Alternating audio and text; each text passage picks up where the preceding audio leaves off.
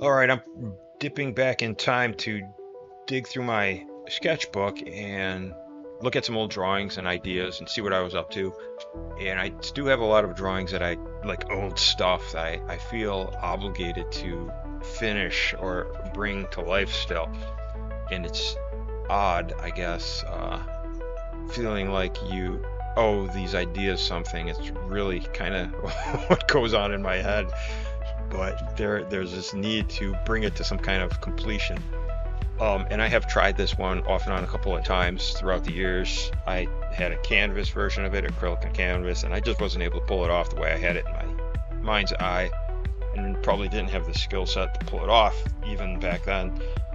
But I'm going for it in Clip Studio. I know Clip is, or working digitally, is much more forgiving. So here we go. And this is, I do have a batch file, a little VAT file that I created to load up in proper order and rename the files once in the proper sequence they were recorded in. Because I think this took me like 10 hours, so I had maybe 15 different video files and I need to put them in order. So the batch file kind of sets them up in order by date created, and something happened here where they got a little thrown off kilter.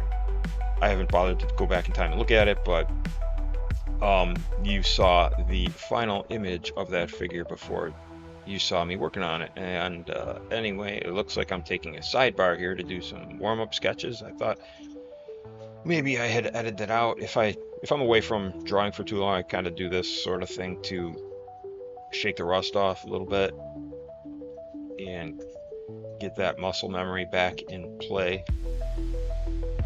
Not going for any masterpiece, just form and position. I'm just seeing if I can still do it. Oh, the guy's covered with guns. I don't really. Okay, I kind of remember doing this. All right, back to it. So yeah, like I was saying, this is based off an old sketch that I've been trying to get right for a long time, and I have piles of sketches like that I probably won't be able to finish anytime in this lifetime, but I'll try. And what this was basically was sort of heavy metal inspired artwork, looking at the covers that you would see in heavy metal. They always have some, what would you say, provocative female form. But I'm not, I'm not trying to do any gratuitous nudity, just doing artistic figure drawing, right? I had to take figure drawing at university as part of one of my art courses, so it's a thing. And the building would be this building, the city, or this whole spaceship, this dragonfly, would be carrying around a city. And I guess here I go on another sidebar, doodling away. I did spend like 10 hours on this painting, so I probably got off. I probably got a little bored and distracted. Okay, here we go. Back to it. And just coming up with some panels and some form and structure to make it look like a artificial construct or some kind of giant metal structure. I remember I kind of got the idea from looking at some of those old 80s paintings of Angus Mackay and Chris Foss and how they would do their hardware. And here is another sidebar. Back to it. What was I saying? Oh yeah, the panels and where on one surface you'd have some things reflecting and other parts would be rusted and flat on the same sort of geometric plane or apparent geometric plane. So I'm kind of playing off that to give it the look of structures and panels and that giant look of a wall or a piece of metal that would form a arcology of a spaceship here. Alright, and I do notice that when I work on something like this for so long, you definitely catch a groove, or I catch a groove for what I'm trying to accomplish, and I come up with a rhythm and a method that kind of starts to work for the painting, And it's interesting because that I'll forget. So if I start something new, or if I take a break for a while, I'll forget exactly how I pulled that off, or I did whatever given trick, or how I did that look or feel, and got that to look just the way I wanted it to there. If I start something new, I won't remember how I did that, because it's only like in the midst and while I'm wrapped up in that given painting or that picture, that I stumbled upon how to do what I was doing. It's really odd. All right, we're just gonna throw the lights are a great effect, because it's gonna create that dazzling skyline, kind of competing with the background stars even more. It's even more celestial than the stars, if you will. Continuing with that panel progression and those whatever lines, creating that effect. And it was just an endless amount of detail and greebles, pits and valleys, creating that detail. And in that eyeball, I'm going to create another city section. I don't know if and I don't even know if city is the right way. I was thinking about the old Enterprise from Star Trek Next Generation, how it kind of looked like a flying city, right, with those discs, all the lights all over the place. And it kind of was, right, a flying city.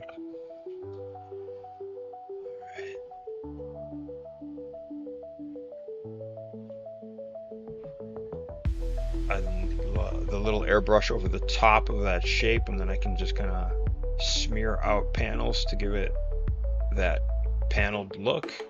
Seems to kind of be working better and easier. And I'm really, at this point, I think I'm really catching a flow for the painting, and it's moving along. And this is a good 10-12 hour work, not all in one session. I think a couple hours here and there, or maybe a half hour here and there, depending on how much energy I had left after work.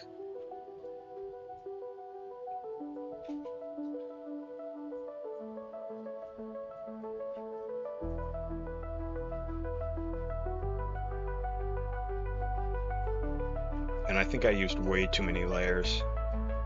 I usually would go back and collapse them and just try to make some organization or sense out of my madness there.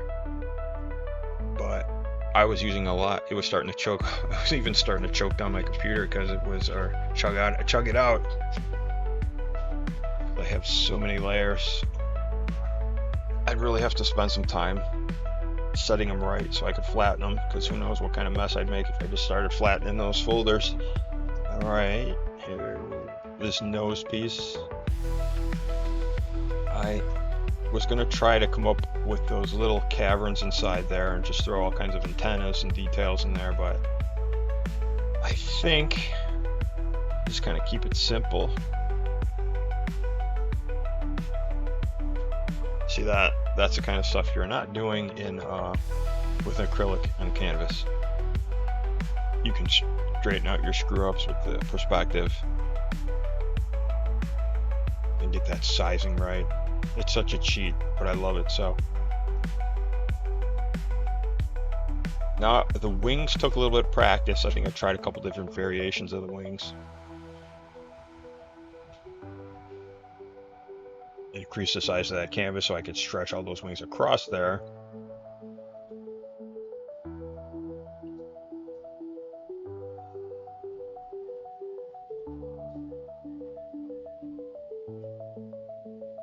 There we go.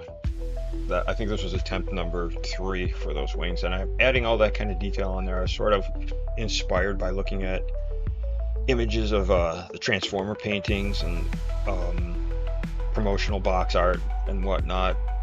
They really do these color popping paintings and throw in these graphic outlines of shapes and panels, and probably wouldn't.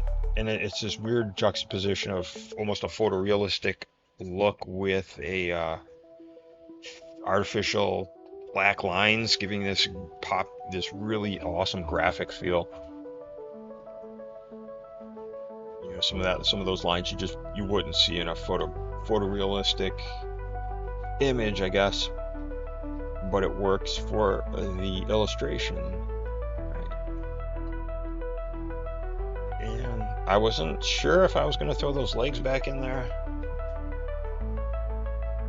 Oh, I ended up working them back in and coming up with some let's pretend functionality for this thing and figure out a possible way for those wings to attach, which I didn't really think about too much during the original sketch. I just wanted a dragonfly with the city on it.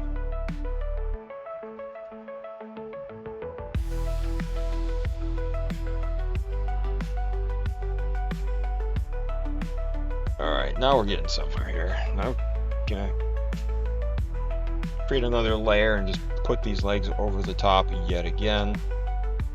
One more set of layers for these legs. And these legs are more spidery than dragonfly.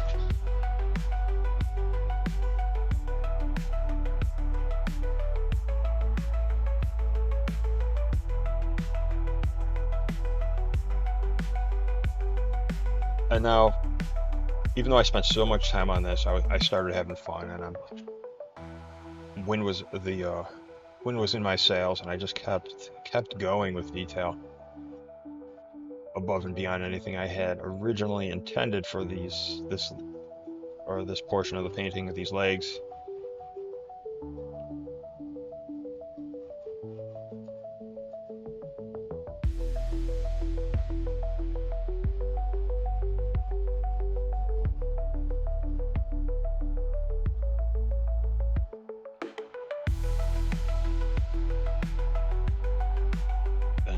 Adding some functionality in there, some actual pistons and hydraulic pipes. Now these pillars or whatever were meant to be like cities emerging from the water. Each tower would be its own arcology, its own city, and the privileged few would have balconies overlooking the outside. And right there, I was trying to mess with a clip to see if they had an effect that would give me a good water, but I ended up having to sort of paint it on there and smudge it around to give it a good reflect. I didn't want a super duper mirror image, but give you that illusion of water. Some ripply water. And we're back looking out over that balcony to the scene behind.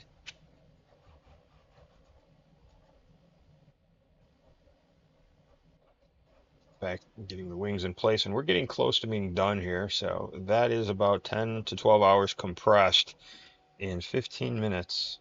So if you stuck around this long, I greatly appreciate it. And I know I've been away for a while, but I will try to be more productive and quicker.